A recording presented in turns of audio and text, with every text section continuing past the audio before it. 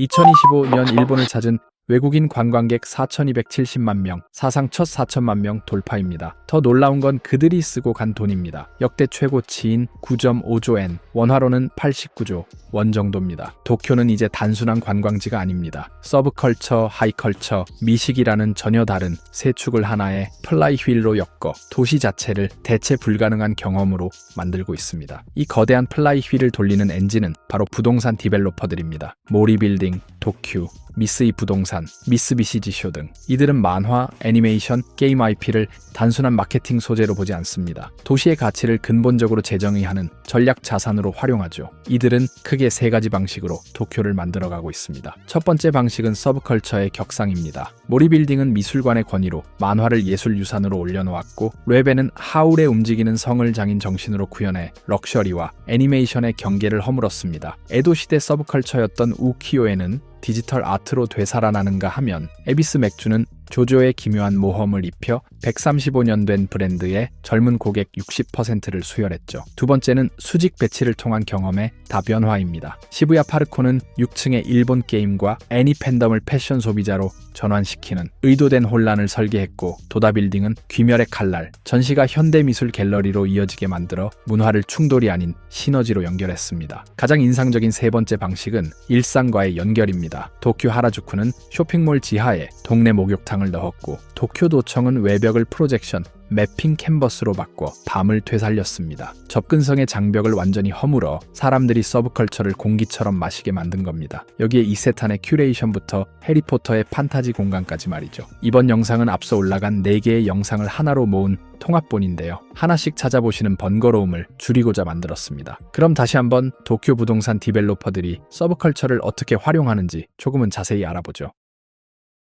도쿄의 주요 부동산 디벨로퍼들은 애니메이션, 게임, 만화로 대표되는 서브컬처를 하이엔드 예술로 격상시켜 도시 경쟁력의 핵심 자산으로 만들고 있는데요. 모리빌딩, 미쓰비시지쇼, 도쿄 등은 서브컬처가 가진 방대한 세계관과 팬덤의 정서적 유대감을 활용해 일회성 이벤트가 아닌 지속 가능한 도시 브랜드로 정착시키는 데 집중하고 있습니다. 당연히 이를 보여주는 공간으로 자신들이 개발한 곳을 활용하고 있죠. 이는 단순히 외부 콘텐츠를 채워 넣는 방식과는 근본적으로 다른 접근입이죠. 이러한 전략이 필요한 이유는 명확합니다. 모리빌딩 관련 인터뷰를 찾다 보면 자주 등장하는 표현이 있습니다. 보통 빌딩은 문을 열었을 때 가장 신선합니다. 그리고 시간이 갈수록 관심이 떨어지죠. 그래서 언제나 빌딩을 새롭게 유지하도록 노력해야 합니다. 한국도 상황은 비슷합니다. 더현대 서울이 수많은 팝업과 크리스마스 마켓을 열고, 신세계가 본점에 루이비통 최대 매장을 새로 열거나 강남점의 신세계 마켓을 리뉴얼하는 것 모두 빌딩의 신선함을 유지하기 위한 노력이죠. 하지만 도쿄의 디벨로퍼들은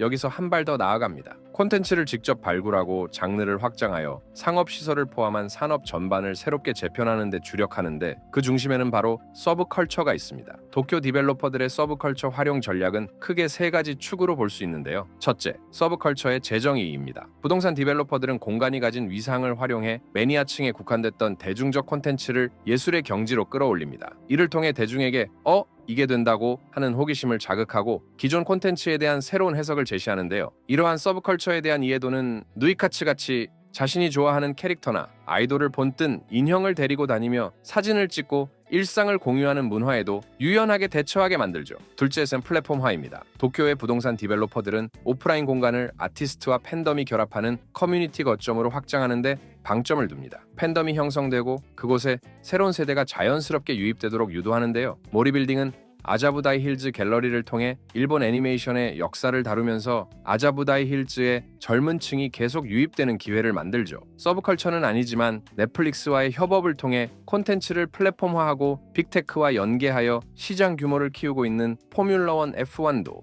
이와 유사한 전략을 구사하고 있습니다. 셋째, 브랜드 자산화입니다. 결과적으로 디벨로퍼들은 서브컬처를 도시 전체의 경제적 가치를 높이는 지속 가능한 브랜딩 소재로 정착시킵니다. 이는 장기적으로 국내외 사람들이 도쿄를 계속해서 찾게 만들고, 이와 연결된 부가산업 및 트렌드를 만듭니다. 앞서 말했듯이 이번 영상은 시리즈물인데요. 모리빌딩의 힐즈, 토다빌딩의 크리에이티브 뮤지엄, 에비스 맥주의 에비스 브러리 도쿄, 시부야 파르코의 사이버스페이스, 그리고 미쓰비시지쇼의 마루와 신마루 빌딩을 중심으로 도쿄 디벨로퍼들이 서브컬처를 활용하는 방식을 살펴보는데요. 오늘은 모리빌딩만을 먼저 살펴봅니다.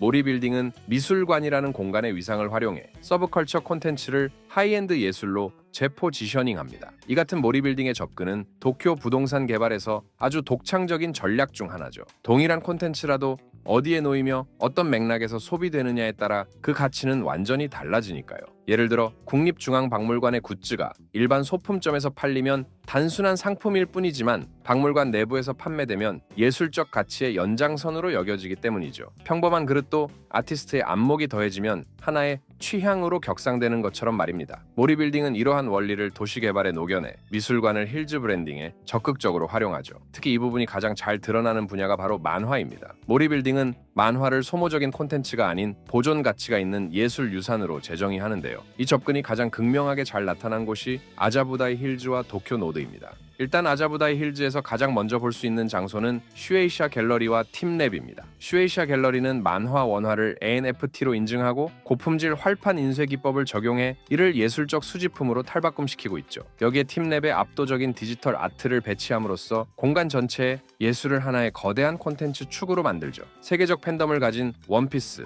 나루토, 블리치 등의 IP는 예술과 대중문화의 경계에 있는 수집가들을 아자부다이 힐즈로 끌어들이는 핵심 동력인데요. 슈에이샤 갤러리 같은 경우 디지털 인증을 통해 확보된 원화의 희소성은 글로벌 자산가와 수집가를 유입시키는 강력한 도구로 만들고 콘텐츠의 문화적 신뢰도를 더하죠. NFT를 통해 진품을 보증한다는 사실 자체가 슈에이사와 힐즈 두 브랜드의 신뢰도를 높이니까요. 그리고 여기에 아자부다이 힐즈 갤러리를 통해 이러한 부분을 더 견고하게 만들죠. 다음은 아자부다이 힐즈 갤러리입니다. 아자부다이 힐즈 갤러리는 일본 만화가 단순한 산업이 아닌 현대 일본의 문화 유산이라는 관점을 제시하는데요. 대표적인 전시가 가장 최근에 열린 이사오 타카하타 회고전과 포켓몬 공예전입니다. 특히 타카하타 회고전은 초기 TV 애니메이션부터 지브리 작품까지 50년 이상의 작업을 돌아보며 지브리의 설립 맥락과 타카하타의 작업 세계를 정리했는데요. 이를 통해 일본 만화가 국가 브랜딩의 핵심이자 콘텐츠 산업의 근간, 그리고 일본만의 예술 장르라는 관점을 제시합니다. 이 전시회에서는 일본 애니메이션이 어떻게 발전했는지 짚어보죠. 특히 영미권의 이야기에서 점차 일본 고유의 이야기를 애니메이션으로 만드는 변화는 일본 만화가 어떻게 탄탄하게 일본 콘텐츠의 기반이 되었는지 보여주죠. 알프스 소녀 하이디에서 폼포코 너구리, 대작전을 포함한 지브리 작품들의 발전을 보다 보면 일본 애니가 어떻게 경쟁력을 다져왔는지를 알 수 있으니까요. 이와 다르게 포켓몬 공예전은 만화가 어떻게 하이엔드 예술로 저변을 확대할 수 있는지를 보여주었는데요. 이 공예전은 2023년 이시카와현 국립공예관에서 처음 선보였습니다. 일본의 인간 문화재부터 신진 작가까지 20명의 공예가들이 포켓몬 캐릭터를 금속, 흙, 나무, 섬유 등 다양한 소재로 재해석한 약 70에서 90점의 작품을 전시했죠. 2025년에 열린 순회전에서는 기존 전시회에 콜라보 카페, 스탬프 랠리, 지역 공예가와의 만남 등 관람객 참여형 프로그램이 더해지면서 전시회 규모가 대폭 확대되었습니다. 서브컬처를 현대 미술의 주류 담론으로 안착시킨 모리빌딩의 전략은 롭퐁기 힐즈의 모리미술관에서 시작되었는데요. 모리빌딩은 롭폰기 힐즈의 모리타워 최상층에 미술관을 배치해 만화, 건축 등을 비롯해 다양한 전시회를 열었죠. 그리고 이를 통해 예술을 어떤 방식으로 부동산 개발에 활용하는지를 보여주었습니다. 무엇보다도 가장 높은 임대료를 창출할 수 있는 공간을 펜트하우스나 오피스가 아닌 미술관으로 할당한 것 자체가 파격적이었죠. 무라카미 다카시는 이 전략의 대표적인 사례라고 할 수 있는데요. 그는 에도 시대 전통 회화와 현대 애니메이션의 공통된 시각적 요소인 과장과 파격적인 원근법을 포착해 일본의 대중문화, 만화, 애니메이션, 오타쿠 문화 등을 예술과 상업을 융합한 슈퍼플랫이라는 개념으로 정립했죠. 특히 슈퍼플랫은 일본을 넘어 세계 미술계에 큰 영향을 미쳤으며 미국 등에서도 소플로, 슈퍼플랫이라는 분파가 등장할 정도로 확산되었습니다. 모리미술관에서 열린 무라카미 다카시의 대표적인 전시회 중 하나는 2016년에 개최된 500나한도전입니다. 이 전시는 그의 대작 500나한도를 중심으로 작업 과정과 공방 시스템, 스케치, 밑그림, 지시서 등 제작에 사용된 방대한 자료까지 함께 전시해 그의 예술 세계를 깊이 있게 조명했죠. 500나한도는 높이 3m, 길이 100m에 달하며 500명의 깨달은 부처 추종자들을 담은 거대한 설치 작품인데요. 이 작품은 종교적 상징과 현대적 해석을 결합해 다양한 문화적 배경을 초월하는 기도의 힘을 강조합니다. 전시에서는 무라카미의 시그니처인 꽃, 해골, 캐릭터 등이 등장하며 그의 대표 스타일인 슈퍼 플래시 잘 드러나죠. 관람객은 자유롭게 사진 촬영이 가능해 작품의 디테일과 전체적인 분위기를 체험할 수 있습니다. 무라카미의 전시는 오타쿠 문화와 일본 전통, 대중문화와 고급 미술의 경계를 허무는 중요한 사례로 평가받는데요. 이곳은 그의 회고전과 대규모 개인전을 통해 일본 현대 미술의 핵심 작가로 조명해 왔습니다. 다음은 도쿄노드입니다. 도쿄노드는 예술을 창의성의 기반이자 도시 인프라의 한 축으로 확장하는 실험 공간인데요. 모리빌딩이 토라노몬 힐즈 스테이션 타워에 조성한 이곳에는 현대미술 네트워크를 쌓아온 결과물이 집약되어 있죠. 특히 8층에 위치한 도쿄노드랩은 전 세계 크리에이터와 기업들이 모여 새로운 도시 경험을 연구하는 오픈 이노베이션 거점인데요. 단순히 완성된 작품을 보여주는 전시장을 넘어 비즈니스, 기술, 예술, 엔터테인먼트가 융합되어 새로운 가치를 창출하는 창조적 허브 역할을 하고 있습니다. 제가 방문했던 2024년 겨울에는 뮤직 인 더 뮤지엄이라는 인터랙티브 디지털 아트 전시회가 열렸는데요. 아우디 차량을 포함한 여러 기업의 기술과 뮤지션들의 음악을 새롭게 해석한 작품들을 만날 수 있었습니다. 지금까지 소개한 사례는 아주 일부에 불과한데요. 모리빌딩의 궁극적 목표는 예술을 도시 경쟁력의 인프라로 구축하는 것인데요. 힐즈에서는 언제나 새로운 예술 콘텐츠가 열리고 있죠. 이는 단순한 브랜딩 도구가 아니라 모리빌딩이 지향하는 버티컬 가든 시티 비전의 핵심 축이라고 할 수 있습니다.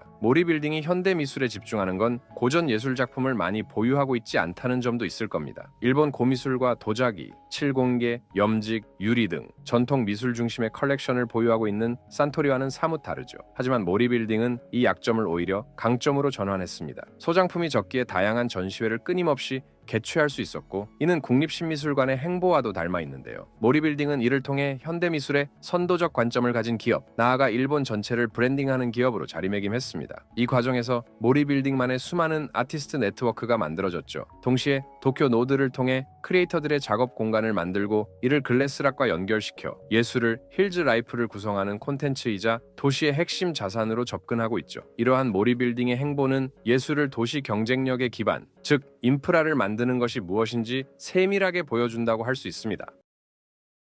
오늘은 도쿄 부동산 디벨로퍼들이 서브컬처를 어떻게 집객과 브랜딩에 활용하는지 조금은 자세히 알아봅니다. 결론부터 말하자면 도쿄의 부동산 디벨로퍼들이 서브컬처를 다루는 방식은 우리가 아는 것과 완전히 다릅니다. 그들은 만화와 애니메이션을 단순한 마케팅 도구가 아닌 공간 가치를 근본적으로 재정의하는 전략적 자산으로 활용하고 있거든요. 신축 빌딩에서는 귀멸의 칼날을 보러 온 덕후와 다양한 사람들이 서로 섞여 있죠. 도쿄도청 앞에서는 딱딱한 공무원들 대신 관객들이 잔디밭에 드러누워 세계 최대의 프로젝션 매핑을 즐기고요. 에비스 맥주는 135년 된 브랜드의 조조의 옷을 입혀 젊은 층을 홀렸고, 애니메이션 도쿄 스테이션은 애니메이션을 아예 산업 유산으로 접근해 문화 인프라를 강조하죠. 이를 통해 집객과 브랜딩을 끌어올리죠. 우리가 알던 빌딩, 광고, 공공건물의 개념이 새로운 경험을 하게 되죠. 그렇다면 이 공간들을 조금은 더 자세히 살펴보죠. 애니메이션 귀멸의 칼날의 전시회를 보러 온 덕후와 오랜만에 친구를 만나기 위해 멋지게 옷을 차린 여성이 같은 에스컬레이터에 서 있습니다. 뭔가 전혀 섞일 일 없을 것 같은 서브컬처 팬과 사람들이 나란히 줄을 서 있는 기이한 풍경. 도대체 어떤 건물이길래 전혀 다른 스타일의 두 집단을 한 곳으로 불러들여 열광하게 만드는 걸까요? 근데 여러분도 이 공간의 전략을 한번 알게 되면 도시개발을 보는 뇌구조가 180도 바뀌게 될 겁니다. 그냥 우리가 알던 빌딩의 개념이 박살나요. 이곳의 부작용이라면 눈높이가 이상하게 높아진다는 겁니다. 분명 애니메이션 전시회를 보러 갔는데 나올 때는 난해한 현대 미술이 재밌어지기 시작하고 빵 하나 사 먹으러 갔다가 신진 작가의 작품을 감상하게 되니까요. 이런 미친 기획력으로 사람을 홀리는 이곳의 정체는 도쿄 교바시에 있는 토다 빌딩입니다. 이미 앞선 영상에서 모리빌딩은 예술을 활용해 서브컬처를 콘텐츠, 집객력, 브랜딩으로 모두 사용하는 걸 보았는데요. 그렇다고 이게 모리빌딩만이 하는 건 아닙니다. 도쿄에서는 생각보다 아주 자주 보는 모습이기도 하죠. 일본의 유명 건설 회사인 토다건설도 서브컬처를 활용해 본사 빌딩을 굉장히 신선하게 만들었습니다.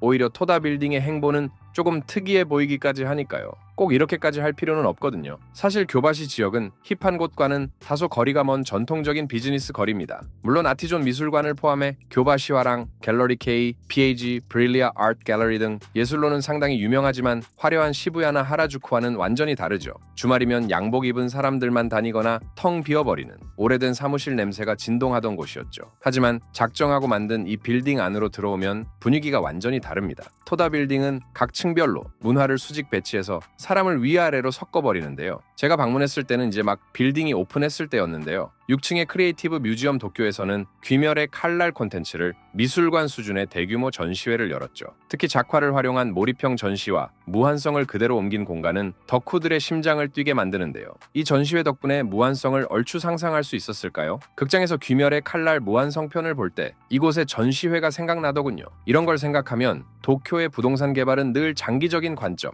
그러면서도 단기적인 부분도 고려하면서 전략을 짜는 게 눈에 보이죠. 그렇게 흥분한 상태로 내려오다 보면 3층에서 일본 현대 미술을 주도하는 핵심 갤러리 4곳을 마주치게 됩니다. 당연히 재밌는 전시를 보았으니 조금은 차분한 미술 전시도 눈길이 가는 건 당연해지죠. 1층에 가면 시티 베이커리라는 빵집이 있죠. 이곳에서 커피 한 잔 마시려는데 거기선 또 신진 작가들의 현대 미술이 전시되어 있죠. 애니메이션 전시를 보러 왔다가 예술에 빠지게 하게 만드는, 마치 내가 교양 넘치는 문화인이 된 것 같은 지배감마저 느껴지게 설계된 겁니다. 이 순간부터 토다 빌딩은 그저 오피스 빌딩이 아닌 늘 무언가를 기대하게 만드는 빌딩이 되는 거죠. 즉, 서브컬처 자체가 빌딩의 하나의 페르소나를 만들어준 거죠.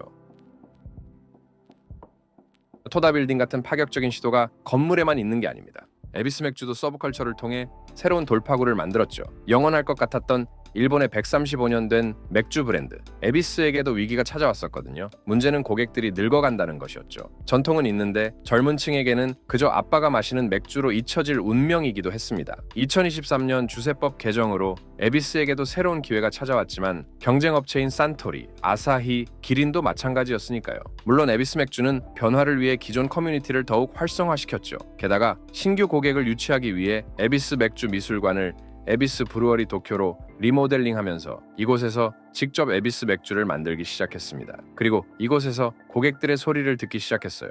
오픈 한 달 만에 방문자 수 3만 명이 넘게 방문하면서 대성공을 거두었죠. 하지만 에비스는 그걸로도 부족하다고 생각했죠. 바로 그때 에비스는 에비스를 좀 젊고 트렌디하면서도 뭔가 유니크한 독특함과 연결할 수 없을까라는 생각을 했어요. 그래서 135주년을 맞아 초조의 기묘한 모험을 그린 아라키 히로히코 작가와 콜라보를 하기로 합니다. 점잖은 미인도가 그려져 있던 맥주 캔에 기묘한 포즈를 취한 만화 캐릭터 스타일의 그림을 때려 박은 한정판을 선보이죠. 아라키가 100년 전 스타일의 미인도를 현대 만화 미학으로 재해석한 디자인 캔 여러 종류를 출시하고 6캔 팩에 동봉된 당첨 엽서로 응모하면 일러스트를 쓴 도자기, 접시, 메탈, 코스터, 박스 세트 등을 증정하는 프로모션을 진행했죠. 에비스 맥주는 이 기회를 놓치지 않았습니다. 전통과 역사는 그대로 유지하되 표현 방식만 아라키 히로히코 작가의 화풍으로 싹 바꿔서 3.5m짜리 대형 작품으로 걸어버린 겁니다. 그리고 선언합니다. 이것은 오래된 광고가 아니라 새로운 팝아트입니다 라고 말이죠. 이게 대박이 터지면서 신규 고객의 비율이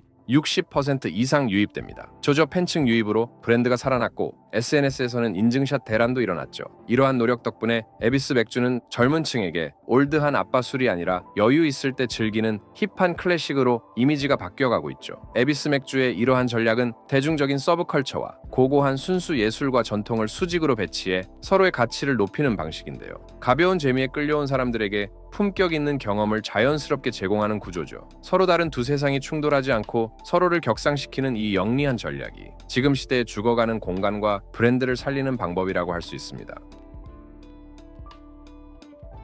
여러분이 이곳을 한번 방문하면 애니메이션을 보는 눈이 180도 바뀌게 될 겁니다. 그냥 만화를 소비하는 생각 자체가 아예 불가능한데요. 이곳의 부작용이라면 애니메이션을 보는 눈높이가 높아진다는 겁니다. 단순히 어떤 비평이 아니라 콘텐츠와 문화적인 가치로서 말이죠. 전에는 그냥 재밌네 하고 넘겼던 만화 장면 하나하나가 이제는 보존해야 할 위대한 유산으로 보이기 시작하거든요. 특히 부동산 디벨로퍼들이 서브컬처를 왜 언제나 주목하는지를 알게 되죠. 바로 이케부쿠로에 위치한 애니메이션 도쿄 스테이션에 방문하고 나면 말이죠. 이케부쿠로는 신주쿠, 시부야와 함께 3대 부도심이었지만 낙후된 이미지와 치안 문제로 골머리를 앓던 곳이었죠. 하지만 이곳은 어두침침한 아키하바라와는 거리가 멉니다. 오히려 넓은 공원과 세련된 보행로가 깔린 개방적이고 쾌적한 냄새가 진동하는 곳으로 다시 태어났죠. 다른 영상에서 소개한 이케부쿠로 글로벌링도 이러한 변화의 연장선입니다. 이 건물 안으로 들어가면 분위기가 사뭇 다릅니다. 보통 애니메이션 센터라고 하면 그냥 굿즈 위주의 장소죠. 그런데 이곳은 다릅니다. 지하 1층에는 셀화나 레이아웃 같은 중간 제작물 5만 점이 보물처럼 보관되어 있습니다. 이건 그냥 만화가 아니라 산업유산급 대우를 받는 거라고 할 수 있는데요. 이러한 이유는 애니메이션 도쿄 자체가 도쿄도가 설립한 시설이자 일반 사단법인 일본 영상협회가 운영을 하고 있기 때문이죠. 1층은 팬 미팅 토크쇼 등 이벤트를 진행하고 2층 기획전시실에서는 한정 전시, 굿즈 판매, 체험형 콘텐츠를 운영합니다. 제가 방문했을 때는 건담 지쿠악스 더 비기닝 특별전이 열리고 있었는데요. 개관 전시로는 나루토를 했었고 최애의 아이 전시회도 했는데요. 최애의 아이 전시 당시에는 비코마치의 라이브 퍼포먼스 체험존, 맴초의 방 재현 등 인터랙티브 요소를 강화하여 방문객이 작품 속 세계에 몰입하도록 유도했는데요. 단순히 보는 전시에서 체험하고 공유하는 전시로의 진화를 보여준다고 할 수 있습니다. 가장 미친 건 가격입니다. 고퀄리티 전시와 아카이브 열람이 무료입니다. 게다가 짐을 보관하는 락커도 있죠. 입장료로 돈을 버는 게 목적이 아니거든요. 애니메이션 도쿄는 말합니다. 돈은 됐고 일단 들어오세요. 여기서부터 시작하세요. 접근성의 장벽을 아예 없애버린 공공이 휘두르는 가장 강력한 가성비의 폭력이라고 할 수 있죠. 사실 이케부쿠로에게도 고민은 있었습니다. 옆 동네 아키하바라는 남성향 중심의 마니아들이 꽉 잡고 있었고 이케부쿠로는 오토메 로드라 불리며 여성향 팬덤에만 국한되어 있었죠. 그냥 두면 그들만의 리그, 폐쇄적인 오타쿠 소비지로 남을 운명이었습니다. 물론 덕 중에 덕이 모이는 나카노도 있지만요. 바로 그때 도시마구는 판을 뒤집는 국제예술문화 도시 전략을 꺼내듭니다. 그리고 이를 통해 지역 오타쿠 문화를 예술과 문화의 범주에 들어오게 했죠. 애니메이션에서 나온 지역들이 많다 보니 이곳을 찾는 이들도 많았고 그렇게 애니메이션 도쿄 스테이션은 도시마구의 도시 브랜당 전략이라고 할 수 있죠. 다른 영상에서 소개한 이케부쿠로 글로벌링 파크가 이런 전략의 하나고요. 이름에 스테이션 역을 붙인 이유도 있는데요. 여기가 종착지가 아니라 여기를 기점으로 전국의 애니메이션 성지로 떠나라는 출발점을 자처한 셈인데요. 이곳에서는 이케부쿠로를 포함해 도쿄 전역의 애니메이션 성지 지도를 만들어서 배포하고 있는데요. 이곳은 일본 부동산 디벨로퍼들이 서브컬처를 콘텐츠와 브랜딩으로 사용하던 기반, 소비만 하던 공간을 문화를 느끼는 공간으로 바꾸고 상업적 오락물을 예술적 유산으로 끌어올리는 전략의 기반을 볼 수 있었는데요. 건담 같은 옛 IP를 새로운 세대에 유입시키기 위한 신작이 계속 나오고 이를 콘텐츠화해서 팬덤을 확장하며 애니메이션 자산을 축적하는 과정도 관찰할 수 있었습니다. 도시 재생을 꿈꾸는 모든 곳이 참고해야 할 가장 완벽한 공간 브랜딩이 아닐까요? 우주세기 건담 팬으로서 지쿠악스의 디자인은 개인적인 취향은 아니었지만 멀티버스 방식을 통해 건담을 새롭게 풀어내어 신규 팬덤을 만들고자 하는 시도는 참 좋았습니다. 매일 밤 도쿄의 가장 엄격한 관공서 앞 잔디밭에 사람들이 드러눕습니다. 마치 락 페스티벌에 온 것처럼 편안하게 누워서 하늘을 쳐다보는 사람들, 돈 한 푼 안 내고 도쿄 최고의 야경을 즐기려는 관광객들이 눈에 불을 켜고 모여드는 풍경. 도대체 어떤 건물이길래 딱딱한 행정구역을 세상에서 가장 힙한 야외 극장으로 바꿔버린 걸까요? 그런데 여러분도 이 압도적인 쇼를 한번 맛보면 목이 뻐근한 줄도 모르고 계속 쳐다보게 될 겁니다. 그냥 시선을 뗄 수가 없어요. 이 쇼를 보는 순간만큼은 현실 감각이 사라진다는 겁니다. 분명 눈앞에 있는 건 콘크리트 건물인데 건물이 무너지고 팩맨이 튀어나오니까요. 귀멸의 칼날 가수의 노래가 웅장하게 울려 퍼지는 순간 뇌에서 도파민이 터지는 듯한 전율을 느끼게 됩니다. 자연스럽게 노래를 따라 부르게 되죠. 도쿄의 밤을 집어삼킨 이 거대한 캔버스의 정체는 바로 도쿄도청 제1본청사인데요. 사실 이곳 그냥 평범한 관공서가 아닙니다. 건축계의 노벨상이라 불리는 프리츠커상 수상자 거장당의 겐조가 설계한 포스트모더니즘의 걸작이죠. 파리 노트르담 대성당과 일본 전통 건축을 섞어놓은 듯한 높이 243m의 웅장한 쌍둥이 타워. 낮에는 신주쿠의 엄근진한 아이콘이지만 밤이 되면 거대한 스크린으로 돌변하는 반전 매력을 숨기고 있었습니다. 스펙을 보면 입이 떡 벌어지는데요. 투영 면적만 약 14,000제곱미터, 축구장 2개를 세워놓은 크기입니다. 이 압도적인 규모는 세계 최대 영구 건축 프로젝션 매핑으로 기네스 인증까지 받았으니까요. 특히 40개의 고성능 프로젝터가 쏘아 올리는 빛의 향연은 장난이 아닙니다. 건물 외벽을 타고 건담이 날아다니며 팩맨이 창문을 먹어 치웁니다. 제가 갔을 들었을 땐 귀멸의 칼날 웨스트로 유명한 아이머의 목소리가 광장을 가득 채웠는데, 이 거대한 건축물이 마치 살아있는 생명체처럼 꿈틀거리는 제압감에 압도당했습니다. 가장 매력적인 건 가격표입니다. 이 세계 최대 규모의 쇼가 무료라는 거죠. 심지어 45층 무료 전망대에서 야경을 보고 내려와서 이 쇼를 봐도 되고요. 비싼 돈 내고 들어가는 테마파크보다 더 압도적인 경험을 공짜로 퍼주는, 그야말로 세금이 낳은 가장 은혜로운 가성비라고 할 수 있죠. 사실 도쿄도청이 위치한 신주쿠의 오피스가는 밤만 되면 유령 도시처럼 변하는 게 문제였습니다. 공무원들 퇴근하면 인적 끊기고 썰렁한 그저 거대한 콘크리트 덩어리일 뿐이었죠. 이 죽은 시간대를 어떻게 살릴 것인가? 도쿄는 건물에 빛을 입히기로 결정합니다. 그것도 그냥 조명이 아니라 전 세계가 열광하는 일본의 서브컬처를 243m 건물에 때려 박는 전략을 선택한 거죠. 도쿄는 이 건물을 단순한 청사가 아닌 거대한 엔터테인먼트 플랫폼으로 재정의했습니다.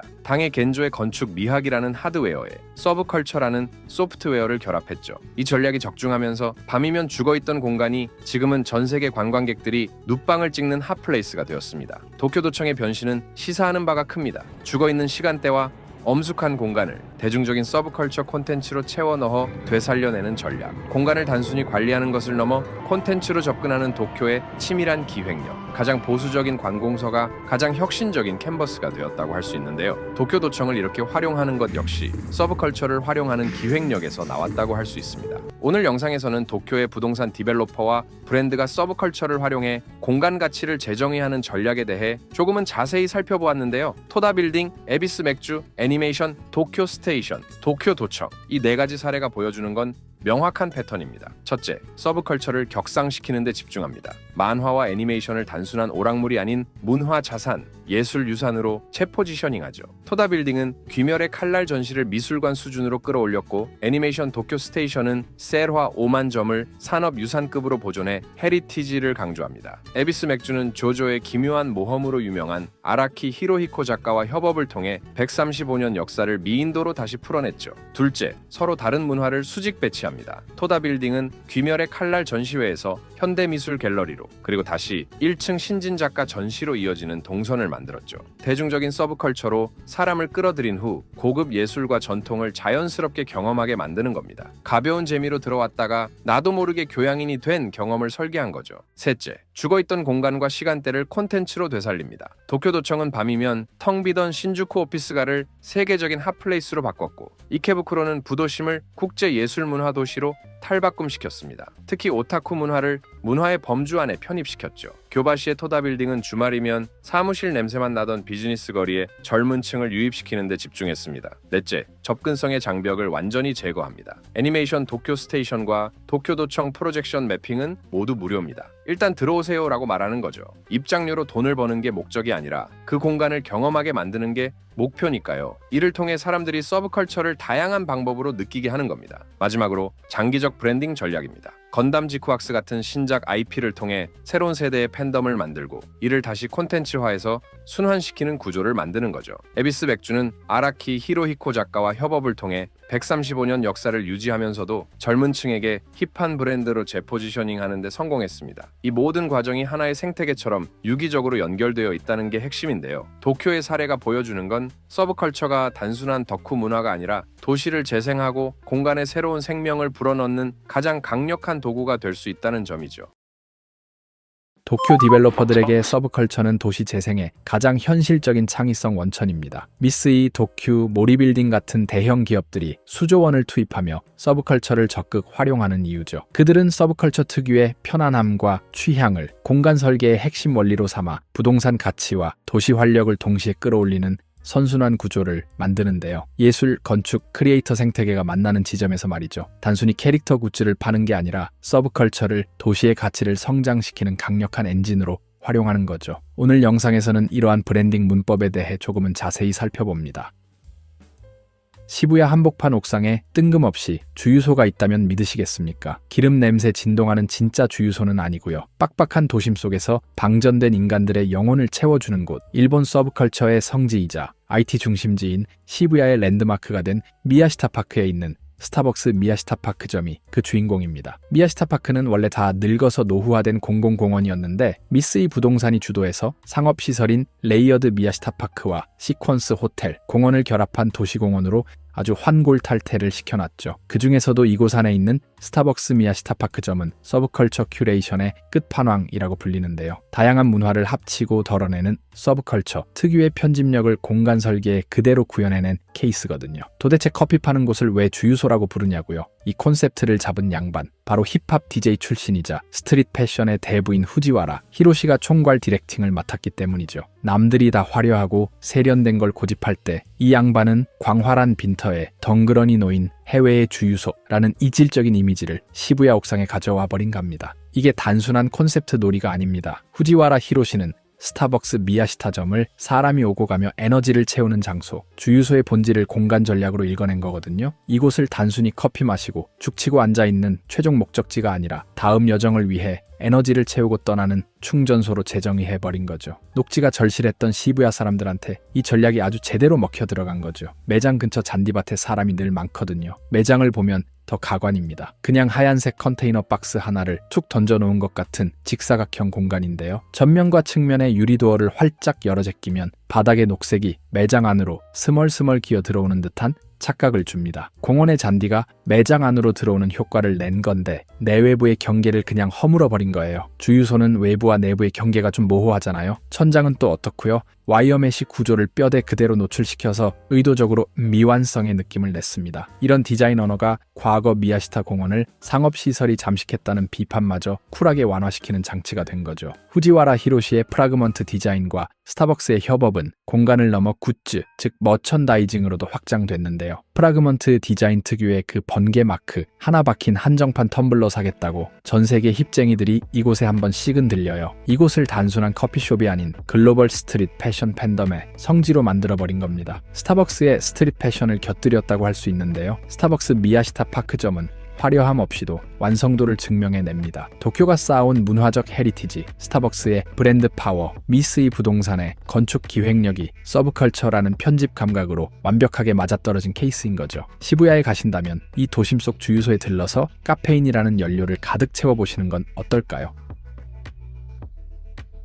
도쿄 하라주쿠 한복판에 간판도 없고 파는 물건도 빠르게 바뀌는 재밌는 가게가 있다면 믿으시겠습니까? 재고를 쌓아두고 파는 건 지루해서 못 견디겠다는 듯 공간 자체를 거대한 잡지처럼 찍어내는 곳, 서브컬처를 상업 공간의 미디어로 바꾼 트렌디하면서도 전략적인 공간, 바로 VA입니다. VA는 Various Artist의 약자입니다. 이곳이 들어선 자리부터가 심상치 않은데요. 과거 하라주쿠와 오모테산도의 경계에서 간판 하나 없이 도쿄 크리에이터들의 은밀한 살롱 역할을 했던 전설적인 카페 몬톡이 있던 자리입니다. 2024년 12월 스트릿 패션의 대부이자 기획의 신인 후지와라 히로시는 이 자리를 밀어버리는 대신 몬톡의 그 상징적인 외관을 그대로 남겨두기로 합니다. 급격한 재개발로 도시의 기억이 지워지는 게 싫었던 후지와라 히로시는 비밀스러운 아지트라는 예전의 정체성을 뼈대만 남긴 채 그대로 계승해버린 거죠. 서브컬처가 단순한 유행 따위가 아니라 보존해야 할 문화유산이라는 걸 공간으로 증명해 보인 거죠. 뿐만 아니라 앞서 살펴본 스타벅스 미야시타점이 스타벅스라는 글로벌 브랜드를 서브컬처적 감각으로 해석했다면 이곳은 순도 100%의 후지와라 히로시의 감각이 들어간 그가 생각하는 서브컬처가 담긴 곳이라고 할 수 있죠. VA라는 이름답게 이곳은 특정 브랜드의 깃발을 꽂는 플래그십 스토어가 아닙니다. 다양한 아티스트와 브랜드, 문화가 서로 엉키고 설키는 갑 편집 가능한 공간인데요. 고정된 재고를 파는 전통적인 리테일 방식은 촌스럽다고 비웃기라도 하듯 내부 콘텐츠를 주기적으로 갈아엎어 버립니다. 소비자가 지갑을 열러오는 게 아니라 매번 바뀌는 이벤트와 경험을 사러 오게 만드는 리테일 어스 미디어, 전략의 끝판왕인 셈이죠. 서브컬처 특유의 그 찰나의 순간성과 희소성을 비즈니스 모델로 이식한 겁니다. 후지와라 히로시는 이 공간을 자신의 큐레이션 능력을 보여주는 거대한 캔버스로 쓰면서도 동시에 모두의 입속을 챙겨줍니다. 반다이, 넷플릭스, 돈페리뇽 같은 기업과 브랜드에게는 하라주쿠의 그 까다로운 힙쟁이들을 만날 수 있는 티켓을 주고 건물주에게는 팝업 유치에 따른 짭짤한 수익과 미어터지는 유동인구를 선물하는 거죠. 무엇보다도 VA는 브랜드 중심의 팝업이 아닌 관점 중심의 팝업이라고 하면 되겠죠. 여기에 서브컬처를 곁들인 제가 갔을 때는 기동전사 건담과 프라드먼트 디자인이 협업하고 있었는데요. 우리가 알던 그 건담이 아니었습니다. 건담이라는 콘텐츠를 후지와라 히로시 특유의 시크한 스트릿 감성으로 재해석해 서브컬처를 하이 패션으로 끌어올려 놨더라고요. 보는 순간 뇌가 이건 사야 해라고 가슴에서 소리치거든요. 우주세기 건담 덕후인전은 너무 힘들었습니다. VA는 보여줍니다. 개인이 축적한 취향과 덕질이 어떻게 관점이 될 수 되는지를 말이죠. 도쿄에 가신다면 VA에 한번 가보시기를 추천하는데요. 언제 사라질지 모르는 이 편집된 순간은 다시 돌아오지 않으니까요.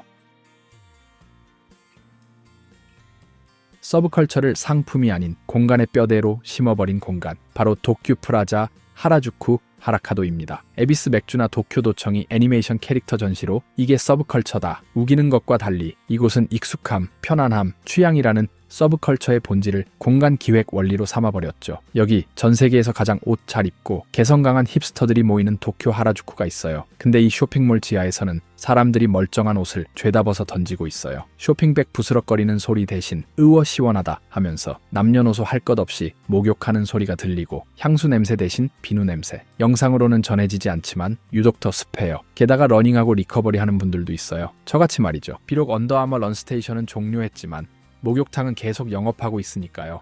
땅값 비싸기로 소문난 이 금싸라기 땅, 그것도 최신 유행의 최전선인 상업시설에 동네 목욕탕을 박아버린 거죠. 하라카도를 만든 도쿄 코퍼레이션은 쇼핑몰의 문법을 완전히 씹어 먹어보기로 합니다. 물건 팔 생각하지 마. 여기서 먹고 씻고 떠들게 만들어 라며 일상과 만남 그 자체를 공간에 때려 받기로 한 거죠. 그렇다 보니 하라카도는 전통적인 층별 상품 구성은 쿨하게 무시하고 만남, 연결, 체험이라는 키워드로 층별 테마를 잡았습니다. 그래도 괜찮은 게 건너편의 오모카도가 전통적인 상업시설이거든요. 사실 도쿄 코퍼레이션, 이 양반들은 시부야의 영주나 다름없어요. 이미 진구매 교차로 한쪽에 오모카도를 가지고 있죠. 그런데 욕심의 끝이 없어서 2024년 4월 길 건너편까지 먹어치워 교차로 양 코너를 점유하는 도미넌트 전략을 완성했죠. 그리고 최근에는 요요기 공원 옆에 비스테이지를 지어서 하라주쿠와 시부야를 이어주는 진난 지역도 접수했죠. 거기는 컨셉이 스포츠고요. 하지만 도쿄 코퍼레이션도 고민이 많았는데요. 바로 문제는 콘텐츠였죠. 건너편이랑 똑같은 명품 샵, 똑같은 편집숍 깔아봤자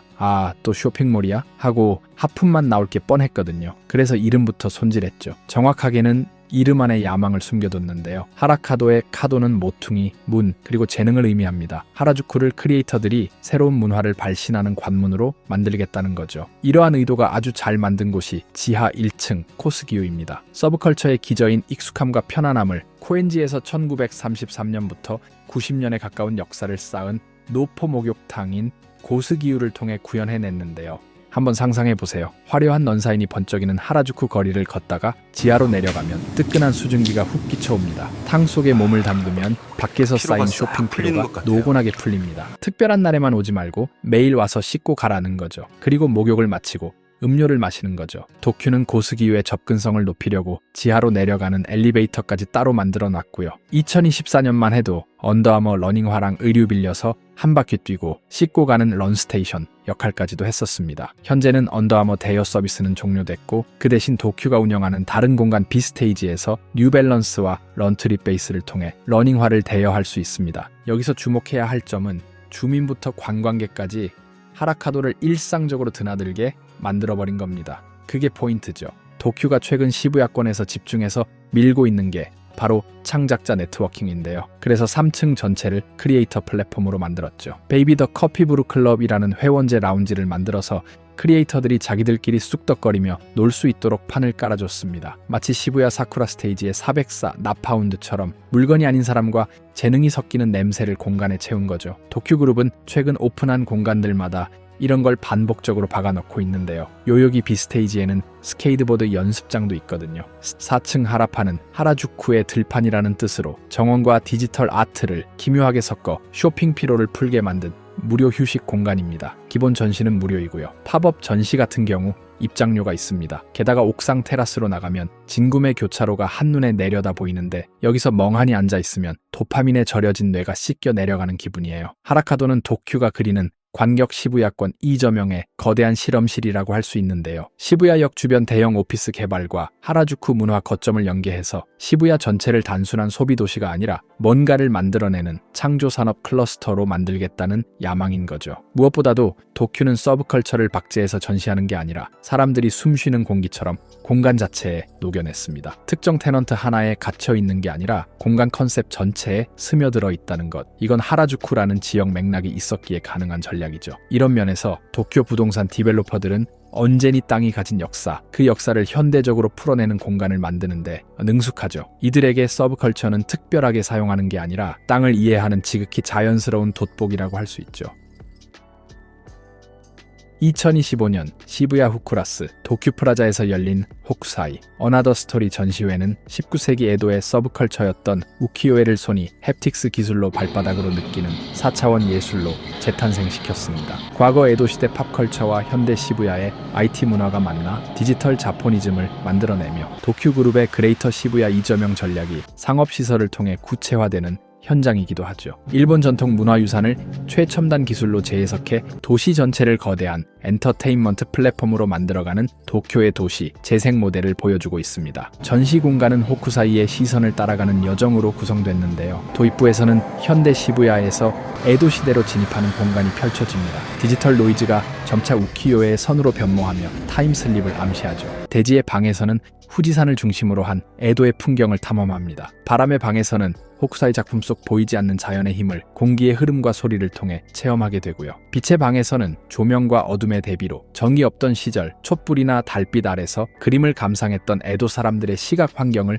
재현합니다. 마지막 호쿠사이의 방은 클라이맥스 공간이에요. 360도 서라운드 사운드와 압도적인 영상미가 결합되어 관람객을 호쿠사이의 내면 세계와 창작의 고뇌 속으로 인도하죠. 이 전시의 핵심은 예술 작품의 재현을 넘어선 재구축에 있는데요. 가장 주목할 만한 건 바닥에 설치된 액티브 슬레이트 시스템입니다. 소니 PCLE 게임과 가상현실에서 축적한 햅틱 피드백 기술을 대형 전시 공간의 바닥재에 이식한 건데요. 압력 센서와 진동 액추에이터가 내장된 특수 바닥 타일이 관람객의 위치와 발걸음 강도를 실시간으로 감지합니다. 관람객이 걷는 가상 지형에 따라 발바닥에 전해지는 물리적 피드백이 계속 변하는 거죠. 보행 데이터를 실시간으로 영상과 음향 시스템에 동기화시켜서 내가 밟은 곳에서 물결이 퍼져나가거나 눈 밟는 소리가 나는 등 시각, 청각, 촉각이 완벽하게 일체화됩니다. 호쿠사이의 대표작 가나가와 해변의 높은 파도 아래 앞을 지날 때는 발바닥 밑에서 우르르쾅 하는 파도의 굉음과 진동이 물리적으로 치고 들어오는데요. 그냥 웅궁거리는 게 아니라 물결의 텍스처가 발바닥 지문을 긁고 가는 느낌이에요. 또한 정지된 평면 회화인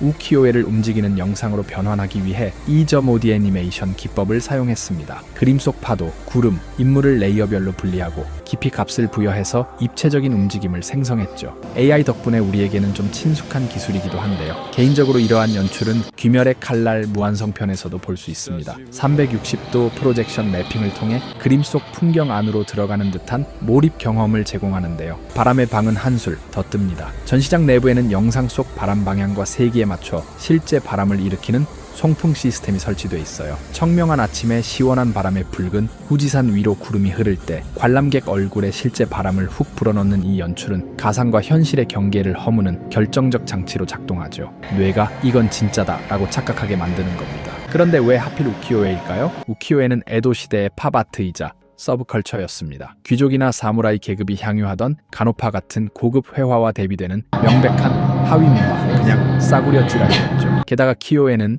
목판화 기술로 대량 생산이 가능해서 가격이 저렴했습니다. 당시 국수 한 그릇 값 정도에 불과했기 때문에 서민들이 부담 없이 사서 즐기고 돌려보다 포장지로 쓰고 버리는 물건이었죠. 주요 소재도 가부키 배우, 유녀, 여행 명소, 괴담 등 엔터테인먼트적 성격이 강했는데요. 이건 현대 일본의 오타쿠 문화나 아이돌 팬덤 문화와 맥락이 맞기도 합니다. 호쿠사이의 호쿠사이 만화는 그림 교본이자 엔터테인먼트 서적으로 현대 만화의 시조로 평가받고 있어요. 이런 맥락에서 우키요에는 오늘날 만화, 잡지, 포스터 같은 대중매체 역할을 했다고 볼 수 있습니다. 이 전시의 주인공인 호쿠사이는 90세까지 장수하며 3만 점 이상의 작품을 남긴 기이한 천재, 그림 미치광이었어요. 그의 대표작 후지산 36경은 당시 유행하던 후지산 신앙과 여행 붐을 겨냥한 상업적 기획물이자 혁신적인 구도가 특징이죠. 또한 호쿠사이는 서양 원근법을 독자적으로 해석했고 프러시안 블루라는 수입 안료를 적극 사용해 강렬한 색채 대비를 만들어냈습니다. 특히 가나가와 해변의 높은 파도 아래는 프랙탈 기하학을 연상시키는 파도 묘사와 정적인 후지산의 대비를 통해 찰나의 순간을 영원한 순간으로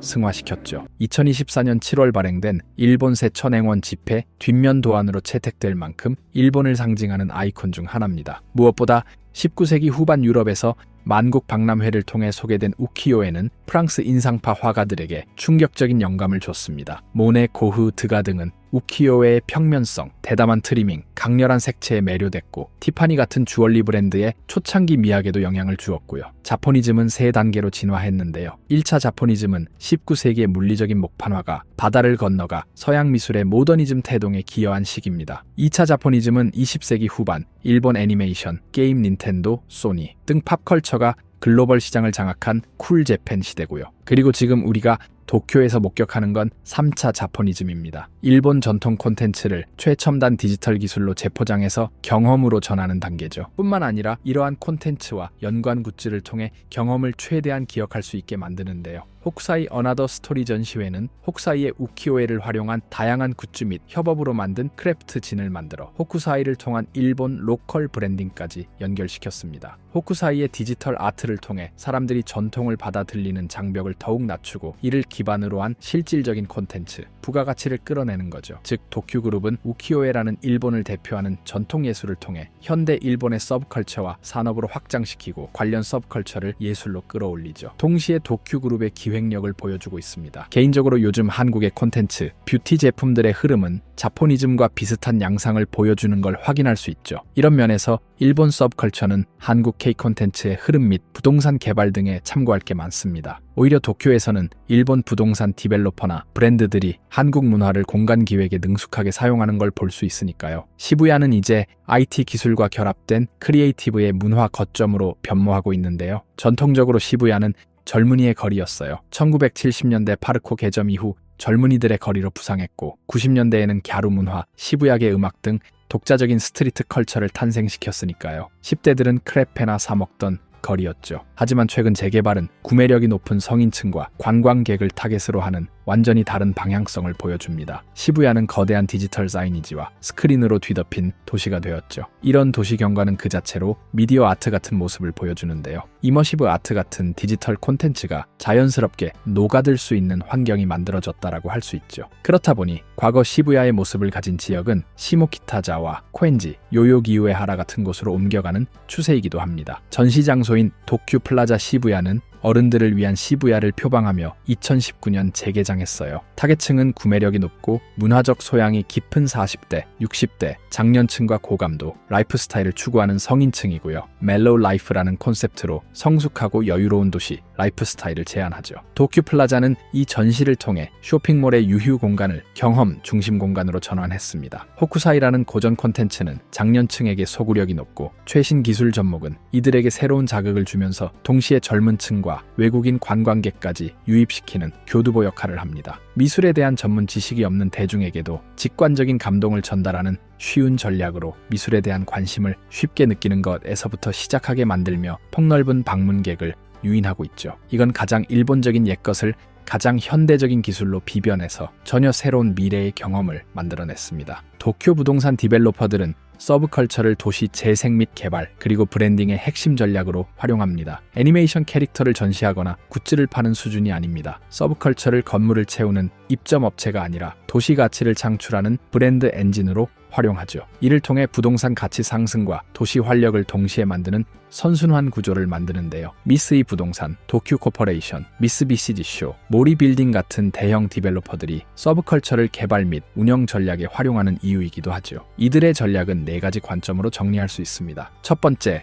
선점입니다. 대중적 인기와 예술적 가치를 동시에 인정받는 고품질 콘텐츠를 자사 공간에 유치함으로써 장소의 희소성을 확보하죠. 이를 통해 집객력과 공간의 개성을 만듭니다. 두 번째, 확장입니다. 오타쿠라는 좁은 팬덤을 넘어 가족, 연인, 관광객 등 광범위한 대중이 서브컬처를 즐길 수 있도록 공간을 기획합니다. 폐쇄적인 매니아 문화를 주류 도시 문화로 끌어올림으로써 시장의 파이 자체를 키우는 거죠. 최근 도쿄에서 발견되는 트렌드에 서브컬처 요소가 담긴 건 결코 우연이 아닙니다. 세 번째, 지속 가능한 정체성입니다. 유행에 민감한 일회성 콘텐츠가 아니라 세대를 이어 사랑받는 서브컬처 IP를 활용해 공간의 서사를 구축합니다. 자연스럽게 시대 변화에 맞춰 이에 영향받은 원피스, 나루토, 블리치, 그리고 최근의 주술회전, 귀멸의 칼날, 하이큐, 사카모토 데이즈, 블루로까지 이어지죠. 최근에는 글로벌 러닝 붐에 따라 100m 같은 애니도 주목받고 있으며 넷플릭스 같은 OTT를 통해 이런 콘텐츠는 더욱 글로벌해지고 있습니다. 네 번째, 지역 경제 생태계 구축입니다.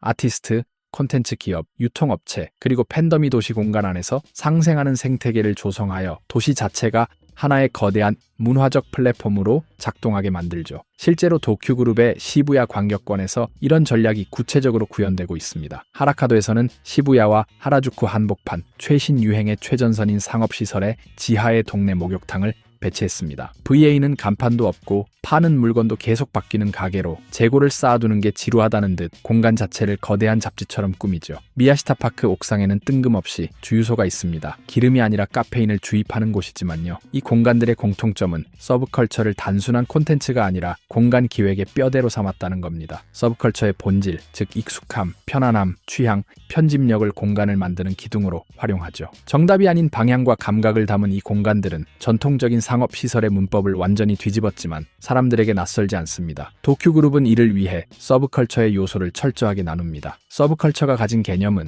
건축 기획과 연결하고 공간을 채우는 경험으로는 서브컬처 콘텐츠를 적극 활용합니다. 그리고 그 사이에서 음식, 쇼핑을 적절하게 배치하죠. 무엇보다 소비 중심이 아니라 생산자와 소비자 간의 균형을 통해 상업 공간의 경험을 만든다는 면에서 시사하는 바가 큽니다. 이런 면에서 저는 도쿄에서 가장 크리에이티브한 집단은 부동산 디벨로퍼들이라고 봅니다. 그들은 서브컬처 콘텐츠를 꾸준히 보기 때문에 그 누구보다도 트렌디하지만 부동산이라는 특성상 장기적 관점도 함께 가져갈 수 있죠. 세대 변화에 맞춰 테넌트 및 공간을 조율하면서도 트렌드에 맞는 공간을 보여주는 겁니다. 자연스럽게 장기와 단기 관점을 모두 유지할 수 있습니다. 이런 면에서 도쿄는 언제나 깊으면서도 어떻게 만들지를 고민한다고 볼 수 있죠.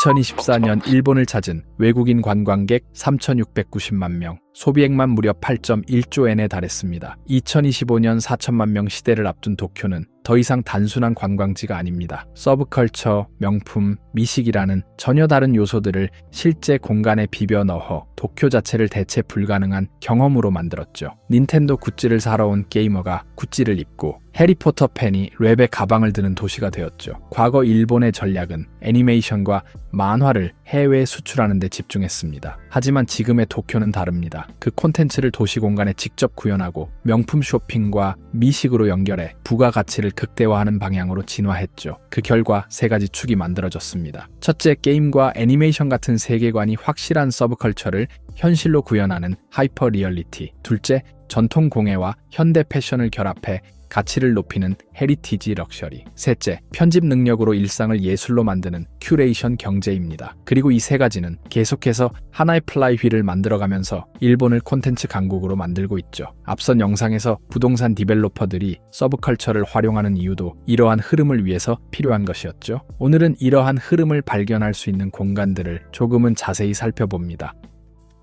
시부야 파르코는 해체를 중시하는 공간입니다. 다 부수고 해체하자라는 의미가 아닙니다. 파르코의 창업자 마스다 츠지의 이러한 철학은 완성된 상태에 안주하지 않고 끊임없이 스스로를 파괴하며 새로운 가치를 만들겠다는 파르코의 의지를 담았죠. 실제로 파르코는 2025년 가을까지 80개 구획을 또 다시 뜯어고치며 팜마트, 템버린즈, 꼼데카르송 신규 라인 같은 글로벌 트렌드 브랜드를 유치하고 있습니다. 최근에는 더현대도 이곳에 입점했죠. 이러한 행보는 일본 내수 시장이 아니라 전 세계 마니아층을 겨냥한다는 메시지이기도 합니다. 6층 사이버 스페이스에는 2m짜리 뮤츠 로봇과 닌텐도 스토어가 있어 전 세계 닌텐도 매니아를 빨아들입니다. 2025년 4월까지만 해도 닌텐도와 점프샷 중심의 공간이었는데요. 2025년 하반기부터 고질라, 세가 스토어 도쿄, 조조의 기묘한 모험을 테마로 한 조조월드까지 애니메이션 공간을 더 확충했습니다. 특히 세가 스토어가 주목할 만한데요. 세가의 캐릭터인 소닉을 중심으로 페르소나, 용과 같이 등 게임 IP를 콘텐츠로 전하고 있었는데요. 이는 시부야 사쿠라 스테이지의 스퀘어 에닉스 가든과 같았습니다. 포켓몬과 마리오를 좋아하는 사람들도 많았는데 소닉과 조조를 좋아하는 사람까지 더해지니 이전보다 더욱 정신없어졌습니다. 이를 통해 파르코가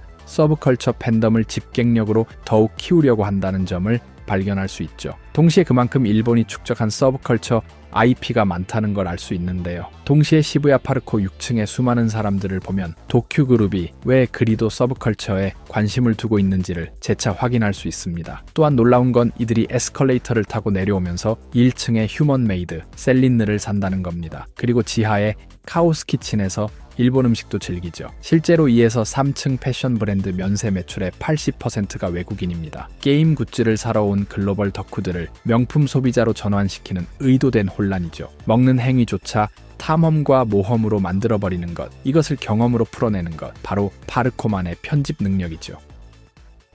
2025년 봄 하라주쿠에서 열린 크래프트드 월드 전시는 레베가 도쿄라는 무대를 어떻게 해석하는지 보여주는 결정적 장면이었습니다. 웨메이가 설계한 1300제곱미터의 압도적인 공간은 스페인의 공예 유산과 도쿄의 감성을 치밀하게 엮어냈는데요. 이 전시의 하이라이트는 단연 하울의 움직이는 성이었습니다. 애니메이션 속 그 복잡하고 기괴한 성을 가죽이라는 소재로 한 땀 한 땀 완벽하게 구현해냈죠. 이것은 단순한 전시가 아니라 레베가 말하는 럭셔리의 본질이 결국 극한의 장인 정신에 있다는 것을 증명하는 하나의 거대한 작품이었습니다. 레베는 공예를 매개로 럭셔리와 서브컬처, 대중문화를 엮어낸 브랜드입니다. 레베가 도쿄를 선택한 것도 우연이 아닙니다. 유럽 밖 첫 진출 국가가 일본이었고 1973년 도쿄 니혼바시 미츠코시에 매장을 열며 아시아에서 가장 먼저 존재감을 세웠기 때문입니다. 특히 2019년에는 도쿄 소게츠 회관의 이사무 노구치가 만든 실내 정원인 헤븐에서 열린 로에베 재단 공예상 전시에서 일본의 래커 작가인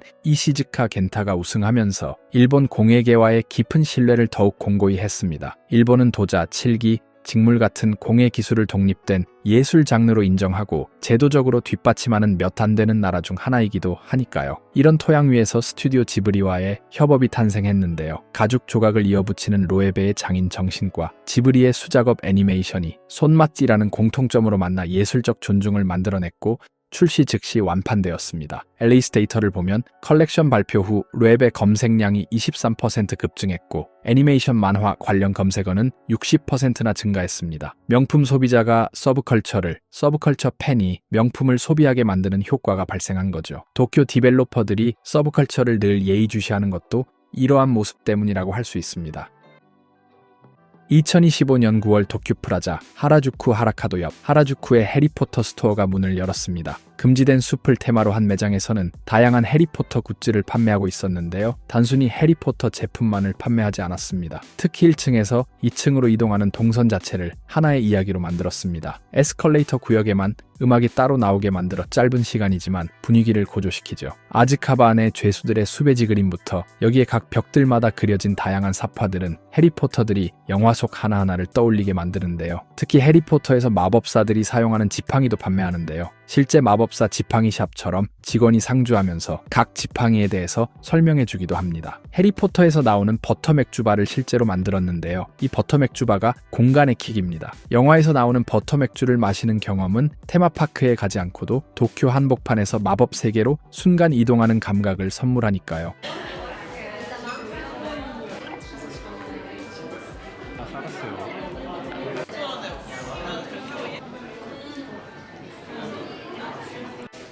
소금 카라멜에 오 근데 너무 달아. 여기에 실물 크기의 벅빅, 히포그리프 동상, 마법 생물들이 숨어있는 인테리어, 영화 소품 전시는 공간 자체를 해리포터를 느끼는 풍성한 경험으로 만들고 있는데요. 개인적으로 해리포터 스토어보다는 호그와트 학교 공식 굿즈샵 같은 느낌, 그러니까 도쿄돔에 갔을 때 요미우리 자이언츠 굿즈샵에 간 느낌이 들더군요. 해리포터 스토어의 등장은 하라주쿠 상권의 변화를 상징한다고도 할 수 있는데요. 과거 저렴한 길거리 음식과 보세 의류 중심이었던 다케시타 거리는 이제 글로벌 IP와 삼성 갤럭시, 하라주쿠 등의 플래그십 스토어가 들어서는 체험형 리테일의 격전지가 되었다라고 할 수 있었는데요. 하라주쿠, 시부야, 오모테산도, 아오미야마가 실질적으로는 하나의 관격권이라고 생각하면 사실 놀라운 일은 아닙니다.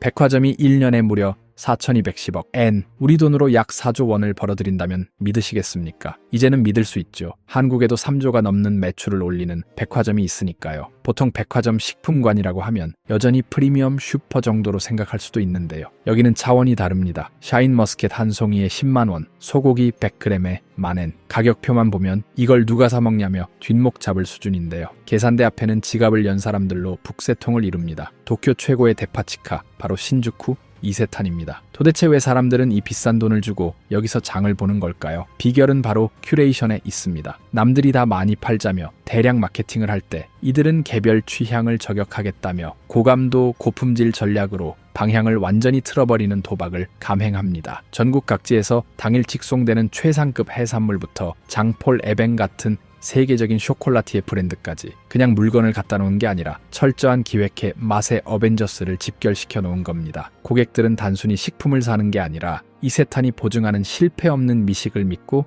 돈을 갖다 바치는 거죠. 매장을 둘러보면 더 재밌습니다. 여기는 식품관이 아니라 거대한 보석상이에요. 이세탄의 킥은 바로 조명에 있는데요. 공간 전체는 약간 조도를 낮추고 상품 진열대에만 핀 조명을 때려 박아서 명암 대비를 극대화했습니다. 식재료의 색감과 윤기가 마치 다이아몬드처럼 빛나게 연출한 건데요. 시각적으로 이미 나는 맛있는 놈이다 라고 시위를 하고 있는 겁니다. 특히 니온 슈코너는 술맛이 변할까봐 온도랑 빛까지 미세하게 조절해 놓은 거 보면 이 양반들의 변태적인 디테일에 소름이 돋을 지경입니다. 이뿐만이 아닙니다. 이들은 단순한 유통업체가 아니라 문화 기획자를 자처하는데요. 재팬 센세스 캠페인이라면서 패션 디자이너 케이타 마루야마와 팝업을 열거나 우주 정거장에서 양조 계획을 세우는 다사이 사케 같은 혁신적인 브랜드와 협업을 해버립니다. 제가 갔던 9월에는 여름 막바지라고 스태미나전을 하고 있었는데 단순히 장어를 파는 게 아니었어요. 일본 전역의 스태미나 식재료를 싹 다 긁어 모아서 지친 도시인들의 입안에 활력이라는 폭탄을 터뜨려 버리는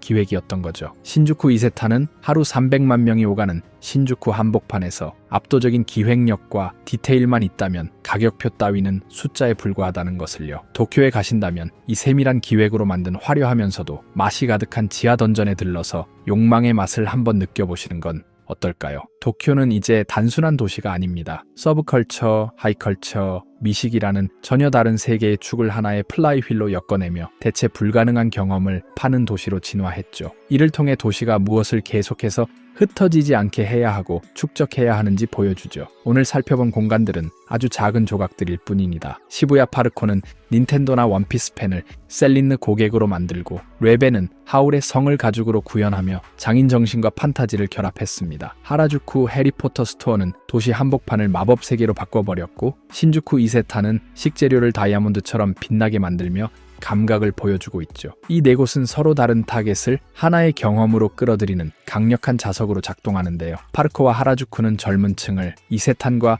로에베는 구매력 높은 고객을 흡수하며 오버투어리즘 속에서도 도시 전체의 감각을 관리하죠. 도쿄의 핵심 전략은 관광객 숫자가 아니라 경험의 밀도를 높이는 것이라고 볼 수 있는데요. 무엇보다 여기서 서브컬처는 메인컬처와 긴밀한 관계를 유지하는데요. 감도 좋은 서브컬처 요소가 메인컬처로 승격되는 분위기죠. 마치 축구팀이 2군에서 1군으로 올라가듯이요. 개인적으로 포뮬러1의 레드불과 비슷하다라고 느꼈습니다. 레드불은 오라클 레드불과 비자캐시 앱, 레이싱 불스 포뮬러 1팀 두 개를 운영하고 있는데요. 비자 레드불에서 오라클 레드불로 콜업을 하죠. 지금의 도쿄는 가장 현대적이면서도 동시에 가장 전통적이며 가장 가상적인 동시에 가장 물질적인 도시 정체성을 구축했습니다. 서브컬처와 하이컬처, 미식이 뒤섞인 이 생태계는 매번 새로운 매력으로 사람들의 마음을 사로잡고 있죠. 여러분의 생각은 어떠신가요? 댓글로 알려주세요. 영상이 마음에 드셨다면 좋아요와 구독도 부탁드려요. 저는 다른 영상으로 다시 돌아오겠습니다.